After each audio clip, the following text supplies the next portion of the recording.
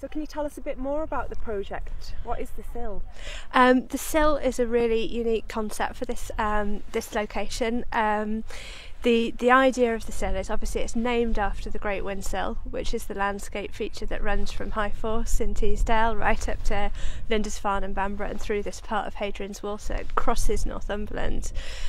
So the idea of the Sill is to provide a landscape discovery centre and youth hostel facility that enables people to explore not just the Great Windsill itself but the whole of Northumberland National Park and beyond, and its unique cultural and natural heritage.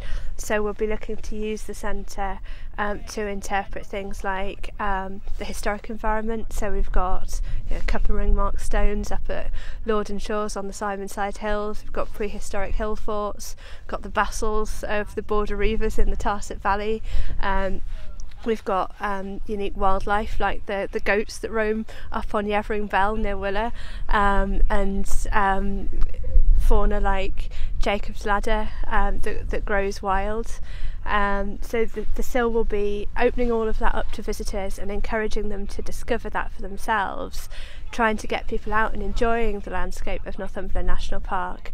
And because of that, a massive part of the Sill will be the education programme, the activity offer, which is going to be targeting a wide range of ages and abilities, and offering activities not just at Once-Brood itself but out across the whole of Northumberland National Park to get people to explore the special qualities of the place and to understand why they're important and why they should be conserved for the future. So what actual facilities will the new Discovery Landscape Centre have? The Discovery Centre will be the centre itself. Will include the Tourist Information Centre facilities that are already there, which recently won another award. It's won multiple awards already. There'll be permanent displays. Some of the displays will include new media, so we'll have webcams so people might be able to watch nesting birds from other parts of the national park. There'll be temporary displays which might feature the work of local arts and crafts people.